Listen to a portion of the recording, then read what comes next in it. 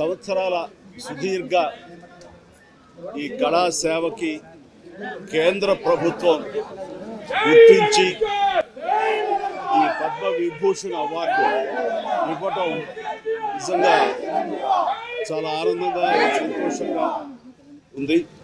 So భారత ప్రభుత్వానికి దానికి వెనకుండి ఈ అవార్డు రావడానికి కారణభూతులైన ప్రతి ఒక్కరికి నా హృదయపూర్వక ధన్యవాదాలు తెలియజేస్తున్నాను.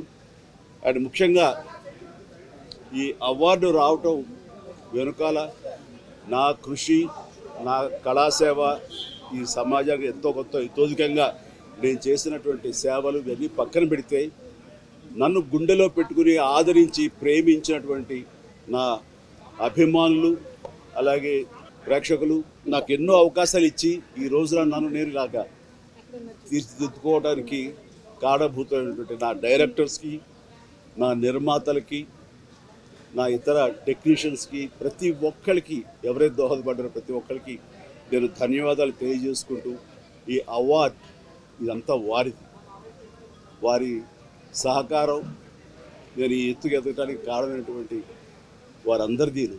కాబట్టి ఈ సందర్భంగా మరొకసారి నా సంతోషాన్ని తెలియజేసుకుంటూ నేను ధన్యవాదాలు తెలియజేసుకున్నాను. Thank you so much. ఏ టైంకి ఏం రావాలో అది వస్తుంది తప్ప అది రావాలని ఆశ పెడితే వచ్చేది కాదు. That's it. ఏమండి, ఎస్, నిజంగా ఇది వారికి ఎంతైనా రావడం సముచితం. రావాలని నేను కూడా మనస్ఫూర్తిగా అభిలషిస్తున్నాను, రావాలని కోరుకుంటున్నాను.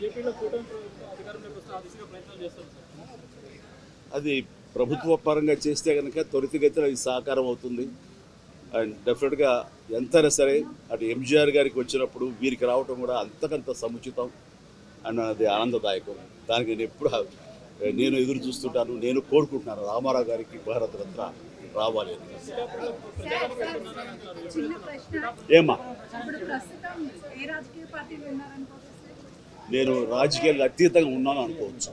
తర్వాత పిఠాపురానికి నేను వెళ్ళటం లేదని అది ముందుచ్చేది. ఇది మీడియాలో మీరు ఎందుకో స్పెక్యులేట్ చేశారు, అది మీరు పెంచి పోషించారు దానికి సమాధానం చెప్పాల్సిన అవసరం నాకు లేదు. నేను వెళ్ళటలేదు. బాబు, మా కళ్యాణ్ బాబు దాన్ని రమ్మని ఎప్పుడూ కోరుకోలేదు. నా కంఫర్ట్ వదిలేస్తాడు. ఆయన తను బాగుండాలి, తన జీవితంలో అనుకున్నది కోరి సాధించాలన్న అభిలషిస్తాను. నేను నాకు ఆశీస్సులు అందజేస్తాను. దానికి నేను తనతో పాటు నేను ఉన్నాను అని చెప్పేందుకు మొన్న ఒక వీడియో బయట ఇచ్చాను. అండ్ ఖచ్చితంగా మా తమ్ముడి యొక్క అభివృద్ధిని, మా తమ్ముడు రాజకీయంగా ఎదగటానికి ఎప్పుడు మా కుటుంబ సభ్యులు మేము మనస్ఫూర్తిగా మనసావాచ కోరుకుంటాం.